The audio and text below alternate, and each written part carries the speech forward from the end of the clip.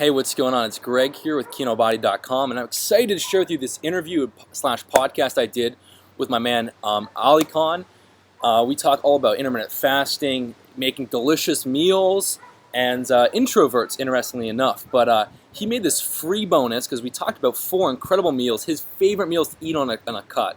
And these are like bunless burgers, restaurant-style potato wedges, chicken cheese quesadillas, and stuff like that. So he made this incredible bonus teaching you how to make the meals and their macros and calories and everything. If you want to download that, go to kinobody.com/kinomeals. KINOMEALS. Kinobody.com/kinomeals. And yeah, it's sweet. Anyways, let's get into the podcast. Hey, what's going on? It is Greg O'Gallagher here, and you are listening to the Road to Rep podcast. And we have a fun episode today. We're going to be talking about really the types of meals that you can enjoy and eat following like a aggressive cut or even a lean bulk. It really depends on what you're doing. We're going to get into what type of exercise, nutrition, and training is really best for introverts. And we actually have Ali Khan on, who's from Fitrovert.com. He's been running that site just for a couple of years, but he's been blogging kind of for the last 5 years, and he's been talking about intermittent fasting, training 3 days a week for a long time. So we have sort of a similar approach. Ali Khan, how are you doing today? I'm great, Greg. How about you? I'm pretty good. Dude. So let's first start off and actually, you're in the Project B Trip group, which is pretty cool. I am, and I love that community, man. It's really a lot of energy, a lot of people sharing recipes and motivating each other. So it's really unique. I really like it. Yeah. So just people going along with the aggressive fat loss program. It's really cool. Everyone's in there supporting each other. Yeah, that's right. So for people that don't know, I started a Facebook group pretty much for people following my aggressive fat loss course to be able to share meals and tips and interact with each other. It kind of just exploded. And so it's been a lot of fun. We got awesome food recipes and progress pictures and everything in there. And so so you've been in that group, and you've just actually, let's just first share your experiences, because you had a wedding that you've been getting ready for, and in 10 days you've made some killer progress. Yeah, so my wedding's coming up in July, and so I wanted to lean down before then. I know I've got about 3 months to go, but I figured I'd go through this aggressive fat loss program and see how quickly I could lean down. And in 10, 11 days, I'm already down 4 or 5 pounds. So it's going well, and it's really the most enjoyable fat loss program I've ever been on, just because you get to eat what you like and you get to create the meals how you want them, and just make sure you're hitting your macros, and you kind of got to be creative in the kitchen and just get but really, like, you have the flexibility and the freedom to eat lots of potatoes and lean meats and stuff. So it's been really easy, actually. So, I mean, I feel like it's something I can definitely stick with for, indefinitely, really. So, yeah, it's honestly, it's such a, because I always, whenever someone sends me a transformation picture or a post like their progress, I'm like, dude, like, this is great. Like, how have you been enjoying the cut? Because it doesn't really matter, if you get down to 10% body fat, if you hated it, and if you were starving yourself and overexercising and you just hated that journey. That's not something that I would be proud of. If someone followed my program and literally got really ripped and had a miserable time, I would be like, okay, this isn't something that's sustainable. This isn't ideal. But yeah, funny enough, everyone following this program, they're like, dude, this has been the easiest cut ever. And I know that you've been someone that you've been experimenting with intermittent fasting for years now. Yeah, I've been on the 2 meal per day thing for at least 2 years now. So it was really an easy transition for me to get into the aggressive fat loss protocol, because I always skip breakfast. I've skipped breakfast for as long as I can remember, and I automatically already drink black coffee in the morning. So that part was already like good to go. But yeah, the intermittent fasting's been awesome. It's just because for me, I like to eat big meals.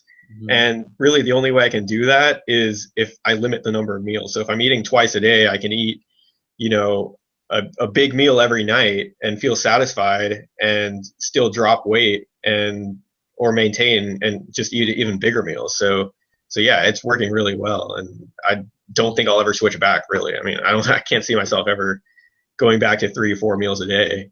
No, I know. It's just because it just makes it really hard because you need that strong temperance there. If you're having 3, 4 meals a day and you're trying to get cut, you just can't eat that much. It's limiting, and so every time you eat, you have to exercise willpower. But like for people like listening, they're like, "Whoa, like 2 meals a day? That's a long time without eating." Well, I mean, what's really cool are there's certain like hacks and strategies you can use to make eating 2 meals per day effortless, and that's what I talk about in the aggressive fat loss course. And I mean, like one of the easiest ones you just brought up was like coffee. Just drinking coffee during that fast helps blunt appetite, boost energy, which is really beautiful.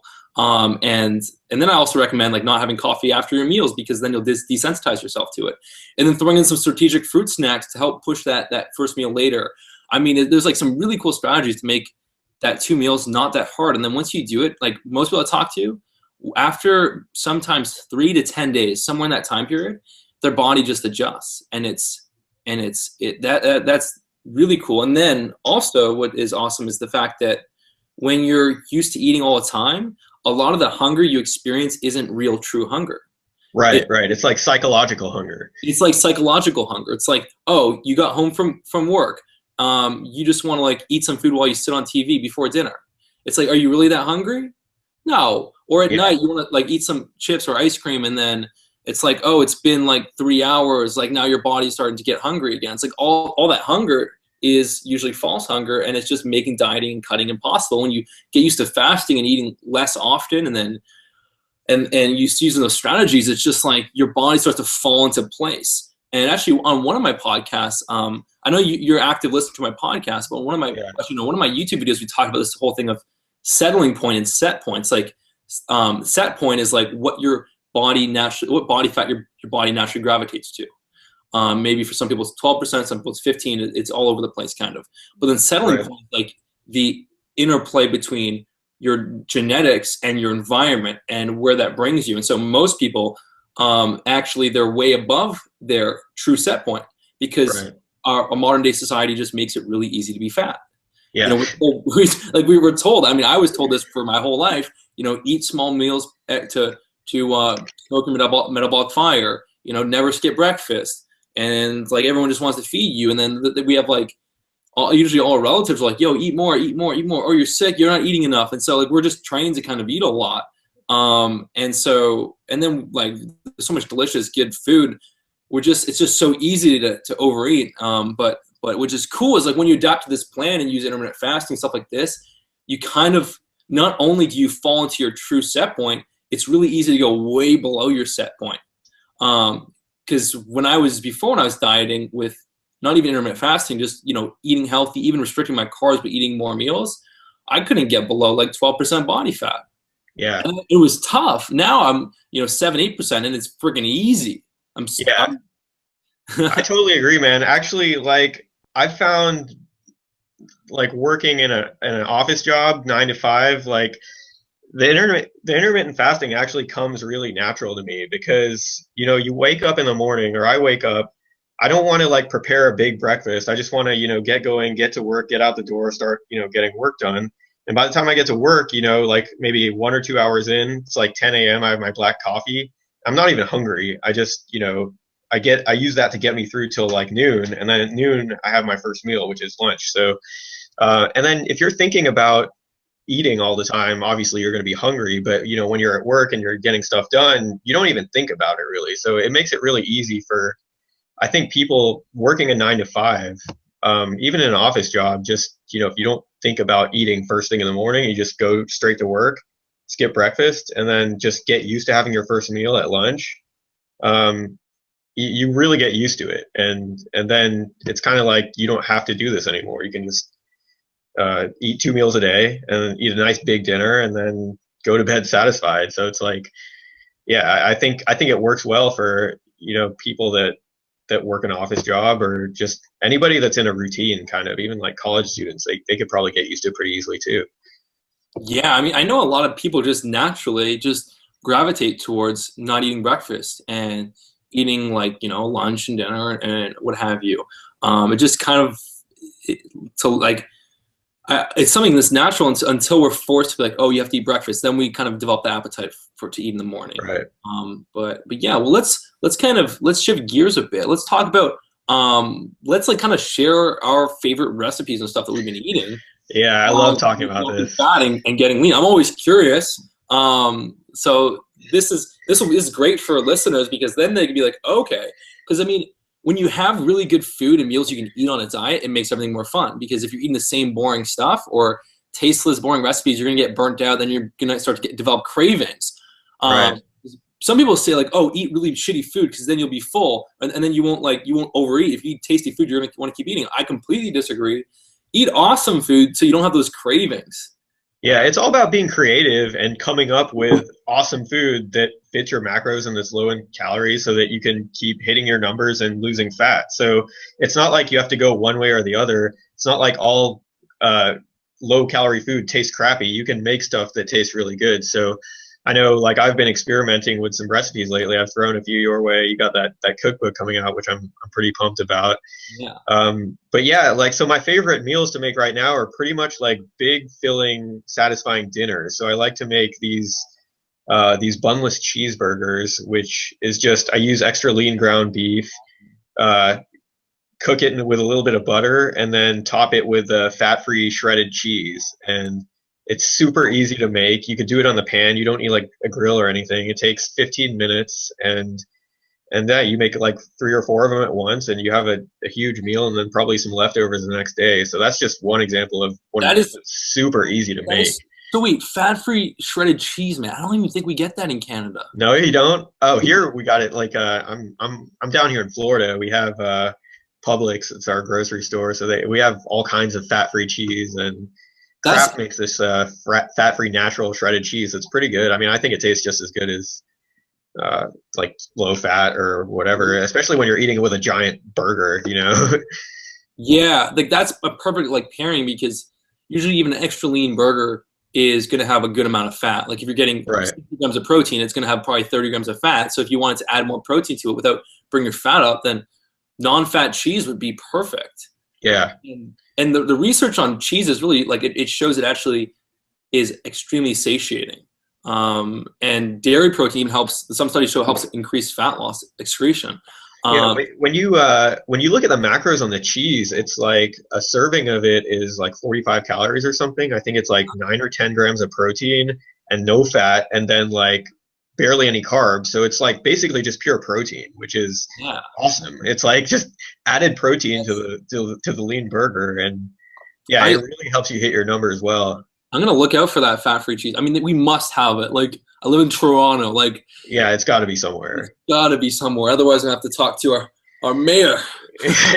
Yeah, and you could put that stuff on like potato wedges and stuff too. It's not just like burgers. It's so versatile. You can use it on anything. So yeah, I mean, I love it. So wow, if there's one thing someone wants to take from this episode, there's one thing. It's gonna be procure some fat-free cheese. Whatever you have to do, you know. Get some fat-free cheese. Maybe if you want to fly to Florida. Yeah. That's what you gotta do. Because go online, look on Amazon, whatever. I don't know. I'm sure they got it somewhere. Like well, actually, one of my favorite, kind of like as a nice little contrast, one of my favorite recipes was I used to like be kind of lazy and simple, so I would just get a few chicken breasts, cut them up into like bite-sized pieces, and just fry them in some coconut oil. Because like if you're working with a chicken breast, it's like there's no fat essentially, so you might as well add some oil to add the fat and make it crispier and tastier. But then what I started doing was I'm like, I need to step this up. This is getting boring. So I got some low-fat cheese, which actually low-fat cheese is probably perfect with chicken breast because it doesn't have the fat content like extra lean beef. So I would literally cook my chicken breast. Then at the very end, when it was pretty much done, I'd add all this cheese onto it, and I'd turn the heat off, and then the cheese would just melt on the chicken. And then my brother was like, holy shit, Greg, this is amazing.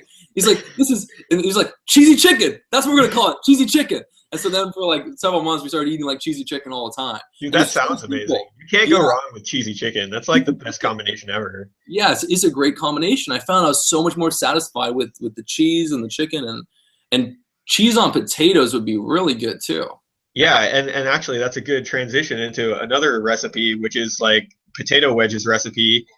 I use the same fat-free shredded cheese to top it off, but you know, I toss it in a little bit of olive oil, not even that much, and then just throw on some nonstick cooking spray into a baking sheet.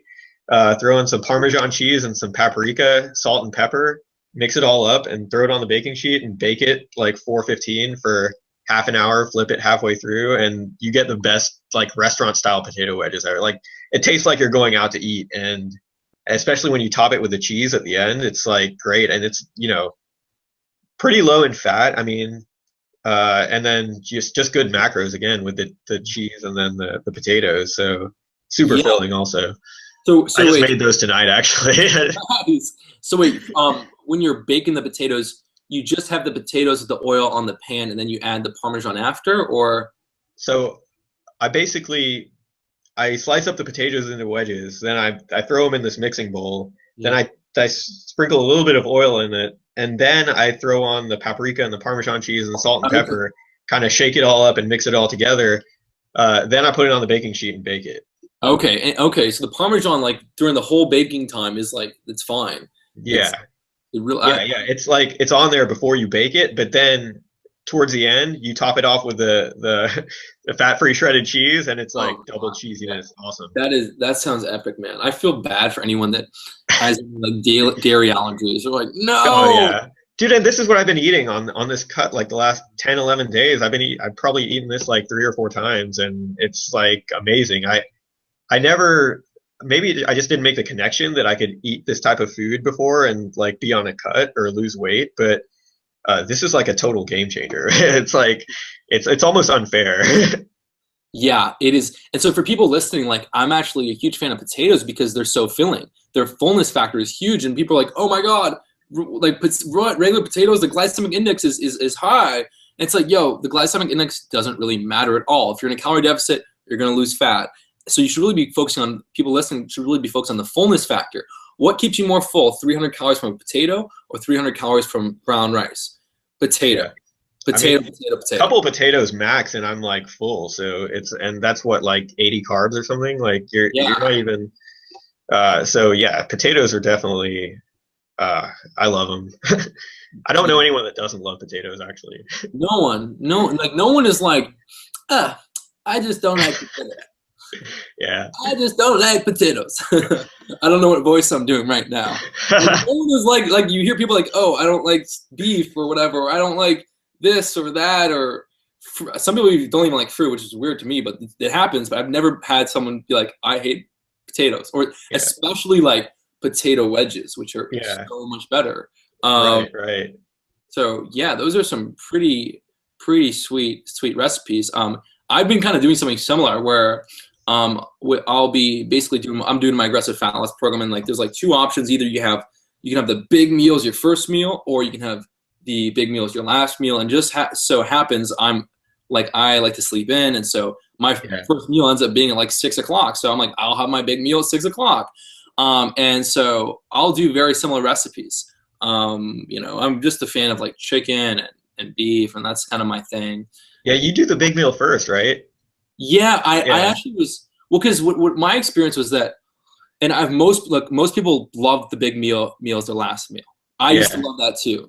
But what I found was that when I was doing a long fast, so let's say I got up at 10 and my first meal was at 6, and I'd have some black coffee during that time, maybe an apple or 2, and then I'd have my big meal at 6. But if I had a small meal at 6, I found that after fasting that whole time, if I had a small meal, I'd still be hungry after that meal until the next few hours until the big meal. I'd be like pretty hungry, and so it was kind of annoying because I kind of just realized that, hey, if I have that big meal first, I'm totally satisfied for the rest of the night, and then I can enjoy my small meal, and I don't have to deal with any hunger. But I think a lot of people I talk to, they're like, I have no issues having a sort of a smallish meal for lunch, and then as long as I have my big dinner. But I feel like if I woke up at like 7 in the morning, then I would probably end up having a small meal at like 1, and then a bigger meal at dinner time. That's exactly what I do. It's like I find the small meal at lunch kind of like, it helps me get through until like 5, 6 o'clock, and then I start preparing my dinner, and then it's like game on. So it's like, I mean, I like it. The big meal at night is just, it's like I look forward to it every day, and so it's awesome. And so actually, I'll share one of the strategies I've been using. It's really random. I don't know if anyone would actually care to do this, but what I've been doing is I realized like I would start eating all my veggies and protein for that big meal. I'd have that first, and so like let's say maybe I had like a roast beef, or I had some chicken, some cheesy chicken. I'd eat the cheesy chicken, maybe some broccoli, and I'd be like decently satisfied. And then I'd kind of chill out for, whatever, half an hour, maybe an hour, maybe even 2 hours. And then I would have like potato wedges. And so instead of finishing that first meal like kind of earlier, that first meal would kind of span over a couple hours. And then it was like, oh, it's not even that much time to my next meal. And so it's like, it kind of felt like during that whole feasting window, as soon as I broke my fast, I was kind of like eating all the time. And even though I was eating like 2,000 calories, it felt even more stuffed than slamming that together. And so one thing I do now is like I'll go to Chipotle and then I won't even get rice because like rice doesn't do that much for me. I'm not going to be that full taking an extra 300 calories of rice. So I'll get like the triple steak. I'll get tons of cheese and fajita veggies and beans and stuff like that. And then a couple hours later, I'll have a bag of pop chips. Pop chips. Yes. And then I it's just tried those for the first time after like all the hype around the, in the fat loss group and stuff. I'm like, I got to see what these pop chips are all about. And oh my God, dude, they taste just like as good as regular potato chips. They taste as good as regular potato chips. An entire bag is a lot. Like there's a lot in it's like you fill up like 2 big bowls and that's like 370 calories. And you're like, wow, this whole dieting thing is really friggin' easy now. Yeah. Man. And so so I mean, and then for my small meal, which I've been doing this for a few months now, literally I've been having an entire chocolate bar, like 100 grams, 550 calories. I'm having like a chocolate almond bar, and it sounds ridiculous to anyone listening. Like a year ago I was doing something similar, but I'd have like cottage cheese. Like cottage cheese would be my small meal, like a tub of cottage cheese. And I did that for a while, and then I started like being like, yeah, I'm getting bored of cottage cheese, and like maybe I do an omelet. And then I started doing cheese quesadillas, which are like corn tortillas fried in coconut oil. And then I'll throw some cheese in there and I'll fold them on top. And it's all cheesy and delicious. Low-fat cheese. I could try non-fat cheese. That'd be even leaner. Yeah. So, I mean, totally. So, I love the cheese quesadillas because one of my favorite meals, like when I used to do like the whole cheat day thing where I diet hard for 5 days and then have a big cheat day, like one of the meals I always gravitated towards were nachos with cheese. I get some delicious tortilla chips. I'd throw mounds of cheese on there.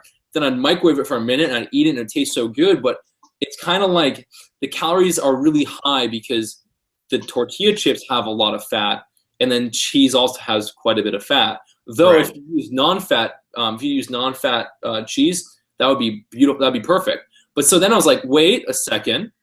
What if I use corn tortillas, which have 0 fat? So then it's like more balanced, lower calories, more balanced macronutrients. And then also it's like, if you're missing pizza, then you can actually, I mean, you could do pizza, but you could actually just do corn tortillas with cheese, which are pretty low calories. Yes, I tried the corn tortilla thing actually the other day after I read your course, and I put a little spin on it and I threw some buffalo chicken in there to make kind of like a buffalo chicken quesadilla, and it was freaking awesome, man. That's like one of my go-to meals now, is like the cheesy quesadilla with the buffalo chicken inside of it. Oh yeah. And, wow. Yeah. That is I should try the buffalo chicken. That would be really good. Yeah, it's like basically exactly what you said you were doing with the chicken breast, like cooked in the coconut oil, and you cut it up into pieces, except like after you're done cutting it up into pieces, throw it back in the pan for like a minute or so and toss it in buffalo with like hot wing sauce, and that'd be really it's awesome. Yeah, that would be so good. Oh, I'm gonna try that. So then I went from like basic cottage cheese to eggs to corn to like cheesy quesadillas, and then I'm like, you know what, I'm gonna like that. Actually, I was like, basically it was like some random time where I couldn't cook anything, I didn't have any food, like, so I was like, oh, okay, I'll just have this chocolate bar that I conveniently had. And I was so satisfied after eating this huge chocolate bar. I was like, wow, I am so satisfied. Craving's gone, no hunger.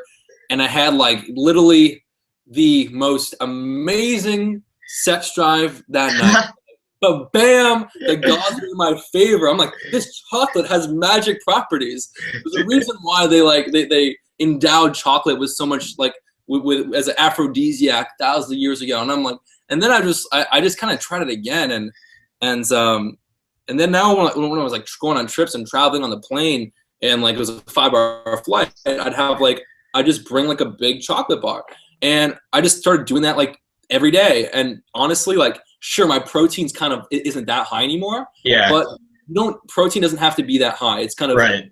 It's a myth that you have to eat like a ton of protein, and the optimal amount is a lot lower than people think. It's under a gram per pound of your body weight. It's like, yeah, so like 0.8 per pound or something is like minimum for what you need. Like one of the studies that seems to be like the most legitimate shows it's about 0.82 grams per pound of body weight. But then there's even studies that show 0.7 is actually 100% optimal, and even 0.5. So I mean, but like if you want to err on the side of complete safety, it's like 0.82 grams, or just 0.8 is like simple enough. But I've experimented going a bit lower than that, and my thing is, if like what I try and tell people is like, hey, like it's really like, how do you make eating this deficit as easy as possible?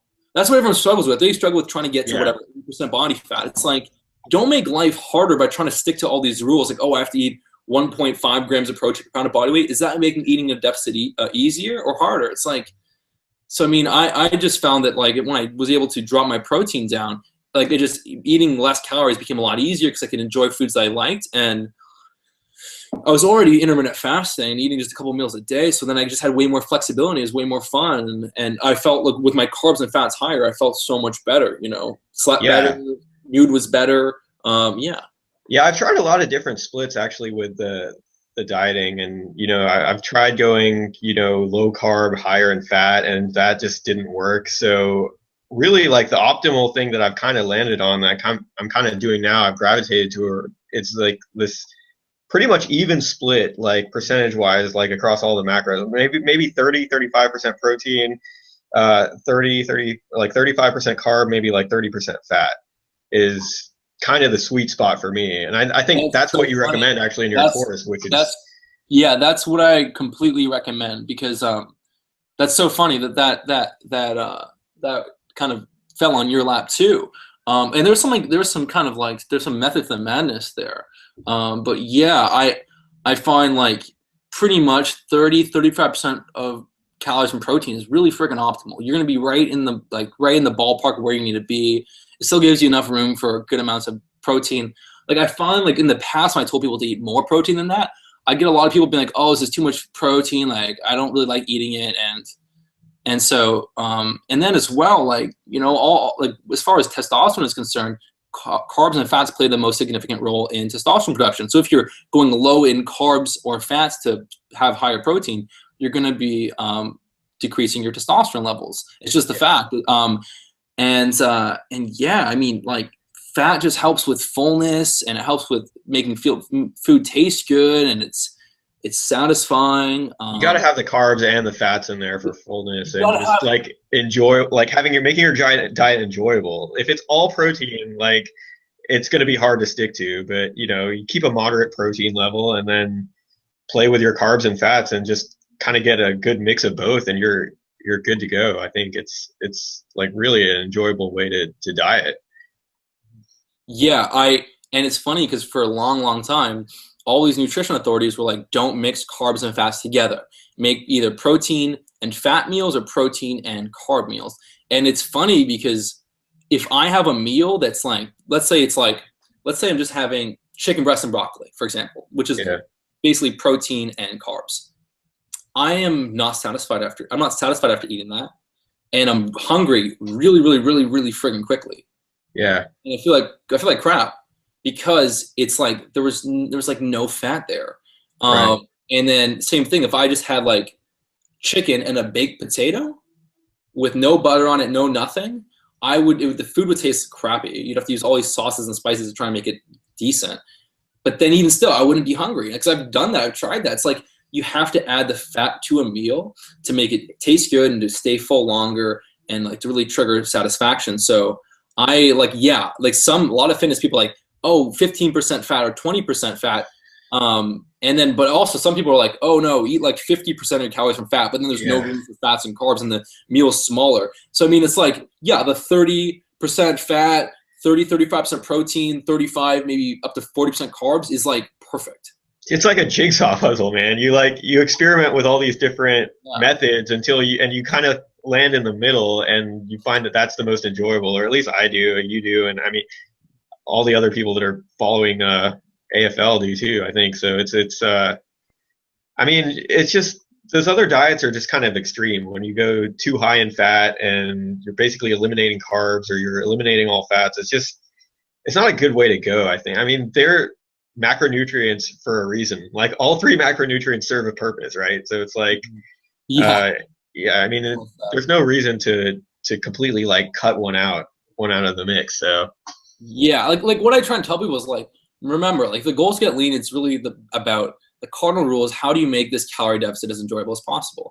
And so right, when I was like designing the aggressive fat loss course, I had experimented with like pretty much every like extreme crash diet, and I can't do a diet that I don't enjoy anymore. Like I can't. Like I don't care that much about losing fat that I'm gonna kill myself in the process. Like I'm over that kind of that lifestyle. And so I was like, okay, how can I make someone be able to lose, that 6 to 10 pounds of fat per month, that like aggressive amount, so they're leaning down, so they see the results almost every day, without having the drop in sex drive, without feeling that crappy mood, without having all these cravings overwhelming them, and really just be able to enjoy life and have it be like a fulfilling lifestyle. And so one of the big things was, well, obviously the intermittent fasting, but one of the other big things was having that balance in carbs, fats, and proteins.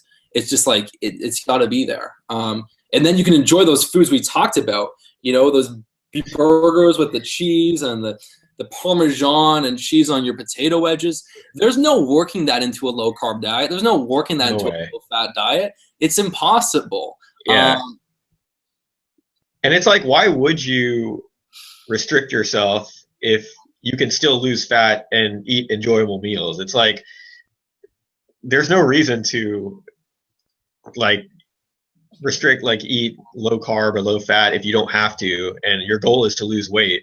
Your goal is to be in a calorie deficit. Then it's almost like a no brainer. It's like it's just a matter of figuring out like which meals work for you. Yeah, yeah. It's very, very well said. Well, let's kind of start to wrap up. But before we do, let's talk a bit about Fitrovert, and let's talk about how does someone know if they're an introvert, and what kind of nutrition and fitness kind of practices should an introvert avoid, and can cause like what could cause like that burnout or that lack of progress? Yeah. So like basically there's a big misconception about introverts is that they're just shy people, which isn't really the case. It's more like how they interact with the world and how they deal with like energy flows, ebbs and flows. And so the thing about introverts is they're pretty highly sensitive to dopamine, which means they don't like a lot of external stimuli coming at them. They don't like doing all these different activities and really like intense stuff all the time. They prefer to be more low key and just like have quiet time to themselves and just like relax and conserve energy. So they have a tendency to conserve more energy rather than expend it. So extroverts are always wanting to go out and do a bunch of different things all the time, like have 100 things planned on the weekends, and introverts just like chilling and relaxing. So That's me, man. That's yeah. me. That's yeah. Yeah, but like, so if you apply that to fitness and you take an introvert and you put them on like what we're just talking about, which is not enjoyable, like a crash diet where, you're restricting carbs or fats or just something that's not enjoyable, and they're just having to grind through it, they're going to burn out and they're not going to stick with it longer than like a week or 2 weeks or whatever. So you got to give them a very flexible diet program where they can, eat what they like, and as long as they understand the principles of fat loss and they're hitting the numbers, they can kind of craft the meals how they want to. They don't like fish, they don't have to eat fish. They can eat chicken or beef or whatever, and they like rice, they can eat rice. They like potatoes, they can eat potatoes. So it's kind of just like not restricting yourself too much and just letting yourself enjoy the process and eat what you like. And then on the training side, I found just like keeping keeping volume low and not like doing really, really super like intense workouts all the time is just better for compliance because like I said, we tend to conserve our energy or like want to conserve our energy more. So, if you're doing a 2-hour workout like 5 days a week, that's not very sustainable. But if you're only lifting 3 times a week, you're making sure you're hitting your numbers and getting stronger and making progress on, like you do, right, with your program, focus on like 5 or 6 key lifts, and then just make sure it's enjoyable and that you're, enjoying the progress, enjoying the training, and then you'll stick with it. And you don't have to do all these boot camp style exercises that, the fad workouts that people like to, promote these days. And so it's just really simple, basic, minimalist program that I think works well for us. It just fits like with our lifestyle and our natural tendencies. Yeah, well, no, actually, I completely agree. And it's funny how you brought up like introverts, because there's this whole perception that introverts are just inherently shy all the time, and they're just always all to themselves. And it's like that's not true. I mean, so yeah, I've always heard like introverts actually they just need more time to recharge, like that ebb and flow that you're bringing up. Exactly. Yeah. It's just a little bit more sensitive to energy. And as far as the shyness thing, like when it comes to subjects and topics that introverts really care about deeply, they'll talk your ear off for hours. So they get really into it. Like I get really into talking about the nutrition and like fitness because I love it. I love soccer, so I love talking about soccer. I can talk to a complete stranger at a bar about soccer for hours because, it's something I'm passionate about. But, other random things, that we don't care about, we're not going to be as energetic about it. It's like we don't really like small talk and stuff like that. Yeah, definitely. Like Larry David. Enthusiasm, like avoids small talk. Walks out of the restaurant he's in to go to the washroom of a different restaurant to avoid small talk. Classic introvert. Yeah, right there. Perfect example. But yeah. All right. Well, yeah. I mean, is there anything else to say before we sign off on this podcast? Was that the Christopher Walken right there? Oh no, not today. Dude, I just love the impressions, man. Like some of the older podcasts, man, I really got into actually like one episode that really sticks out. I know, like I think it was like one of the first few ones. I don't know why this sticks out, but I remember it. It was when Chris was talking about how he did like a really heavy leg workout and he was like sore and he couldn't move, but like he wanted to get this girl's number, so he went and like tried to hobble after her. I don't know if you remember. It was like, dude, like that's actually what got me hooked on this podcast, man. Just like listening to the stories like that. So yeah. Those are some fun. Those are some fun stories. Yeah, I remember that. It was like when he's back in Austin, Texas. Yeah. Oh man. Oh God. That's too funny. All right. Well, guys, we hope you've enjoyed this podcast. We've talked all about some awesome recipes you can make while dropping fat and staying satisfied. And really a little bit about fat loss and all that, and introverts. And so if you want to check out Alicon's stuff, he's over at fitrovert.com. And if you want to get on the aggressive fat loss program and join Project B-Tripped, you can go to kinobodyfatloss.com. That's where you can pick up the guide and then get the acceptance into Project B-Trip through the download area. So hopefully that's everything you need to know. Any recent blog posts over there? Actually, the one I just put up this week, it's about eating a big bag of kale every week. It's like the bag of kale challenge is what I'm calling it. And it's just like a fun way to like challenge yourself into getting some extra nutrients in your diet because, kale's like the serious superfood. It's like one of the most nutritious foods on the planet. And, actually like working it into side dishes with some of these recipes that we're talking about, like the buffalo chicken pieces, sometimes I'll just throw that onto a bed of kale, like kale salad, or I'll eat like my potato wedges with some kale, or like the burgers with a side of kale. So it's just like, are you doing raw kale?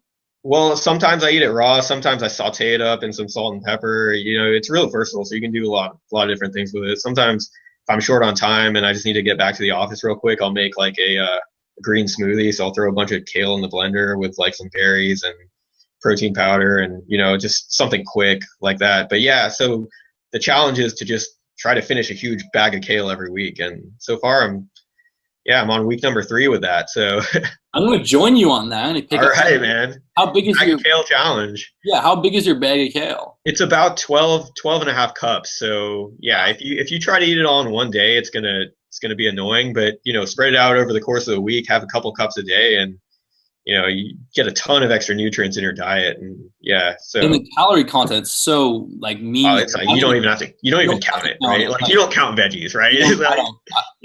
I don't count veggies. It's crazy. It's like, do you really want to be that guy like weighing your veggies and like if you don't track it now, you won't ever have to track it because maybe you're taking in 100 calories from veggies a day. Well, then maybe you track 1,600 calories instead of tracking 17 and having to weigh broccoli or whatever it is. Yeah, I'm with you, man. It makes tracking so much easier when you just ignore all the little things like the spices and the seasonings and the veggies. So basically, if you're going to eat like a meal, just track the meat and the carbs or the starches and then it's a lot easier. Just make it look easy on yourself. Yeah, it's so much easier. All right, well, thank you so much for listening. And till next time, happy to have you on, man. Yeah, thanks, Greg. It was a blast. Had fun. Yeah, thanks again. All right. All right, guys, I hope you enjoyed that podcast. Make sure to go over to kinobody.com/kinomeals to download that free bonus and get 4 awesome recipes for getting shredded and staying full and satisfied. That is all. Bye-bye.